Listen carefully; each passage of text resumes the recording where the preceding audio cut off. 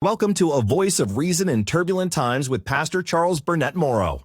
A powerful, practical, prophetic, and progressive commentary about what is happening in our world today. We also have seen where Donald Trump was willing to go in to an organization that was created by the United States government in order to help less fortunate countries that do not have the resources to treat their people medically, to provide disease prevention and treatments and vaccines and this sort of thing in other countries, which, by the way, the majority of these countries are in Africa. So they're people of color. Donald Trump was willing to go in and shut down this entire organization, putting hundreds of people out of work. He didn't care about the Americans who were going out of work. Didn't matter. Those didn't matter to him. He didn't have a plan. He didn't go in and say, well, you all can matriculate over to a different position in a different department. We'll try to find you jobs. And no. That's not how Nazis work. Instead, he demonized the organization. He demonized it and said, this organization is anti-American. The people who work for this organization are anti-American. Do you see the pattern here?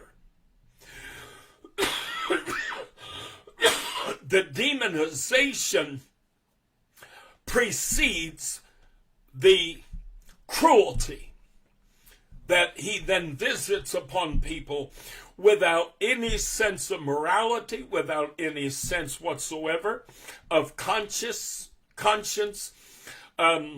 without any empathy whatsoever. He could care less. Put all these people out of work. They lose their benefits. They lose their pensions. You don't know what those people are going through. You don't know how many of those people have family members who are in cancer treatment. You don't know how many of those people have children who are disabled and require special needs care and what have you. No, it doesn't matter to a narcissist. It doesn't matter. That is why when Donald Trump showed up on the scene back in 2015, I heard his first speech, and immediately I turned to Tommy and I said, you remember what I've been saying was coming? You remember what I've been prophesying was coming? You remember I said that the only thing that is preventing them from doing this plan that they have, they need someone who has tremendous popularity and appeal to the masses, and they need someone, in other words, they needed a celebrity.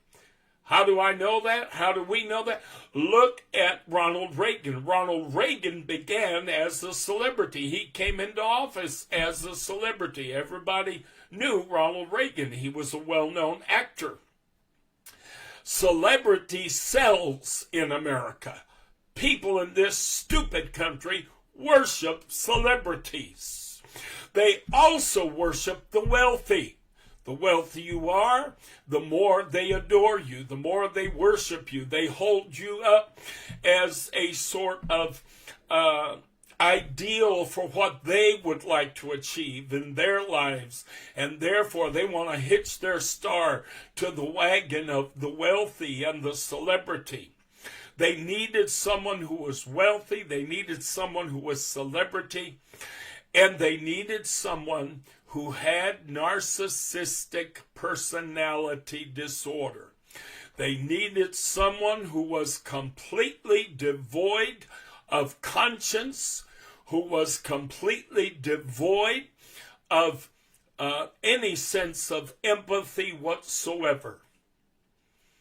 And when I saw the first speech or two of Trump, I turned to Tommy and I said, dear Jesus, I said, here's their man. This is the guy. I said, watch, honey, this is the beginning of the end of our country. A voice of reason in turbulent times with Pastor Charles Burnett-Morrow, speaking truth at a time when truth is in short supply.